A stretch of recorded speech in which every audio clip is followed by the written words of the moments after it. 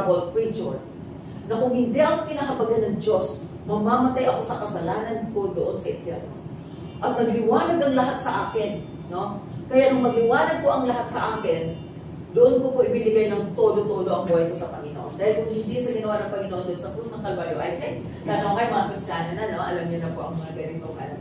So, malaman ko na ako po ay naligtas, hindi dahil sa aking mabuting gawa, kundi dahil sa ginawa ni Kristo doon sa krus ng Kalbaryo. Kasi kahit anong gawin kong pagpapakabait, gusto kong bumait, pero hindi ko magawa. Sabi nung, nag-grocery po ako, sabi nung cashier sa SM, ma'am, may 25 cents ka lang, pagod na po ako, galing po ako sa trabaho.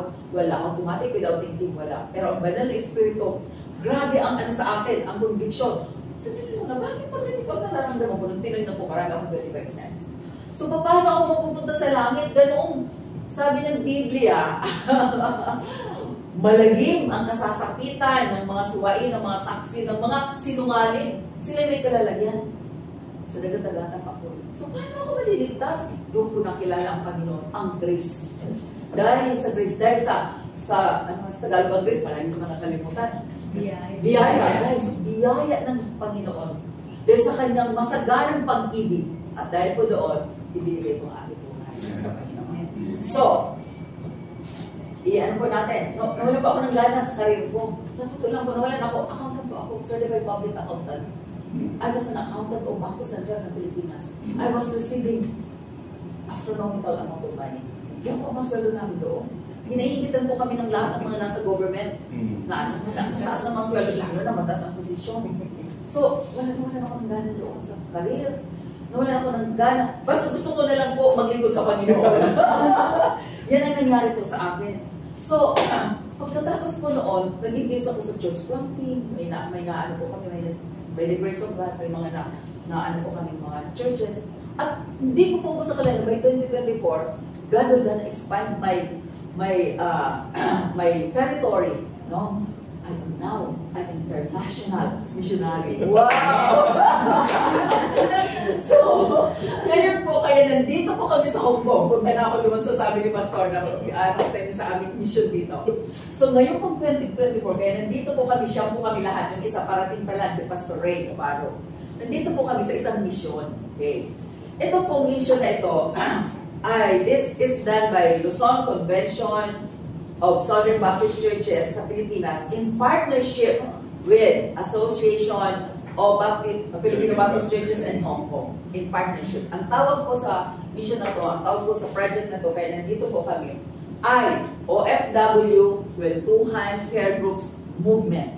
Hindi po ito church, ito po isang movement. Okay? Ito po movement na to, di ba dito po sa, more or less, meron dito 190,000 OFWs. Dito lang po sa Hong Kong. Around the world, we have more or less 2 million Filipinos worldwide. Ang maganda sa Pilipino, kahit saan ka pumunta, nakaka-adjust sa mga lingwahe. Adjusted tayo mga Pilipinoy. Kasi mga resilient tayo eh.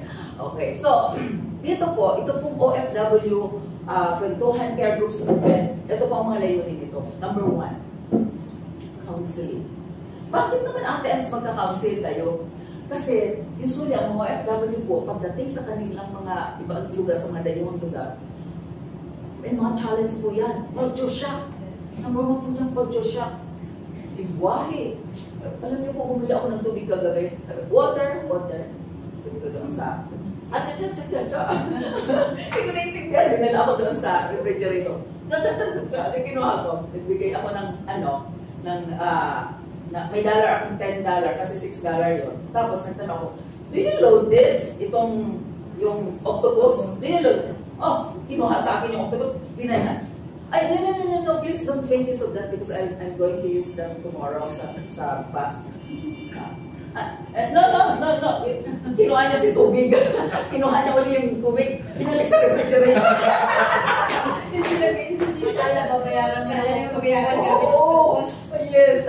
So, culture shock talaga. Language. Ano pa, yung ibang mga pag-uugali nila dito, ang pacing nila dito mabilis. Samantalang tayo sa Pilipinas. Manyan na habit. Madami po. And aside from that, kayo nakakaalam na kasi kayo matagal na dito. So, kailangan po natin i-counsel itong mga OFW.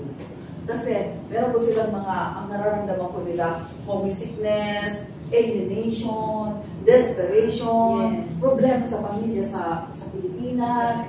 Alam niyo, minsan, latest nga, pinento sa akin, may dalawa na palang very lately lang yan. Tumalon sa building. Siguro hindi nyo alam yan. Ako nga, siya ako malaman, very recently lang sa Pastor Jonel. So, kailangan po ng mga FW. Alam niyo po, ang ginagawa namin ito, this is very biblical. Kasi po sa Biblia, may mga migrant stories po na makikita po ninyo dyan. Like si Abraham and si Sarah. Like si Joseph. No, siguro alam niyo ng mga kwento yan. Kaya lang baka maubos ko kasi ang oras ni Pastor, magalit sa akin. So, maging ang mga apostles nung umakyat na si Jesus sa langit sa Acts chapter 12, na-disperse sila. Kanya-kanya silang takbo kasi eto na si Saul, gusto silang pabugbog, gusto silang ipapatay, gusto silang ipakulong. Kanya-kanya silang takbo. May mga migrant stories talaga po sa Biblia. Ito po ang mga verses, yung mga verses po sa Biblia nagsasabi. Nung si Jesus nagturo po, sabi niya, I was hungry and you fed me. I was thirsty and you gave me drink. I was in prison and you visited me. So, ito po yung ginagawa at gagawin ng OFW, Filipino Care Group Movement. Counseling. Pangalawa po, referring you to proper government authorities. Kasi alam niyo po ba, na last time, nasabihan din po ako, kahapon lang yata to, na ang mga Indonesia na mga employees dito sa Hong Kong, 2 days ang day off. Tapos ang mga Pilipino, 1 day, bago pa umalis, magluto ka muna. Labahan mo muna kami. Huwag kang magbabalikan later than 6 p.m. Hindi natin alam mga OFW kung kanino kayo tatakbo. So, isa sa mga layunin po ng movement na to is to refer you to the proper government authorities and to refer you to the programs that are available for you guys. Yan po yung mga yan. So right now po, merong ginawa po ang gobyerno natin sa Pilipinas, very recently lang po ito. May ginawa pong additional Department of Migrant Workers. So alam na ninyo lahat sa iba tumatamo. So, ito po, dapat malaman ito ng mga OFW natin dito at ito po ay isang layunin ng movement na to. To refer you to the proper government authorities, to refer you to any available programs applicable to you guys.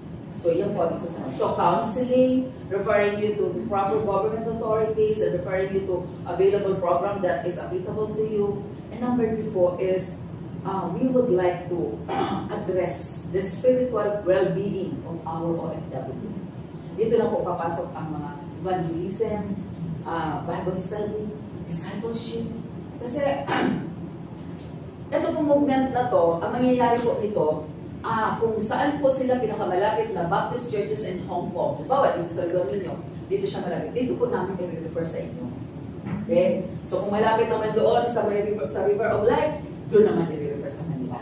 Kaya Ate Ems, paano kaya kung yung mismong movement, kasi care group movements, ang daming care group movements all over Hong Kong ang gagawin. At hindi lang po sa Hong Kong, sa Singapore. In fact, sinabihan nga kami, gusto niyo sumama ulit sa Singapore, mga delegates na naman kayo. Wow, talaga international na.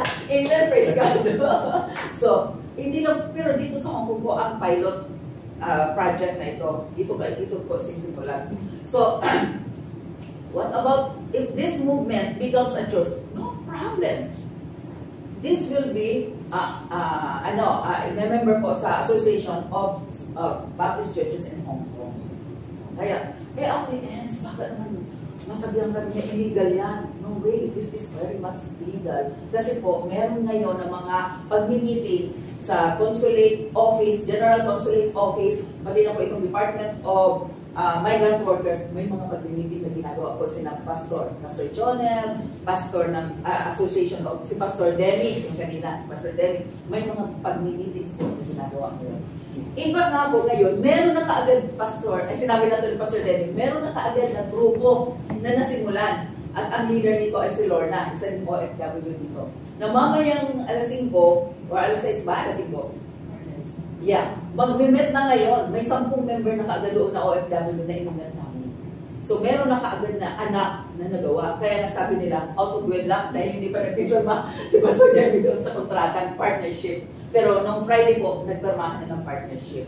Pero meron na kaagad na sisimulan, isang grupo. At meron na magdi-disciple sa kanila, si Lorna. Si Lorna po ay isang OFW din na nagklase ng seminary sa Pilipinas. Hindi ko lang alam kung gumraduate siya. At siya na po ang leader ng 10 na yun. Doon na inimit namin mga pila. So napakabuti ng Diyos mga pastor. Yan po. Dahil nang dumating kami dito ng Friday, nag-prayer walk kami. Dito po, anong lugar nga ito? Polon? Polon, okay. Nagpunta kami ng mga building, pinag-pray namin ang building, naggrupo-grupo kami, nagpunta kami ng mga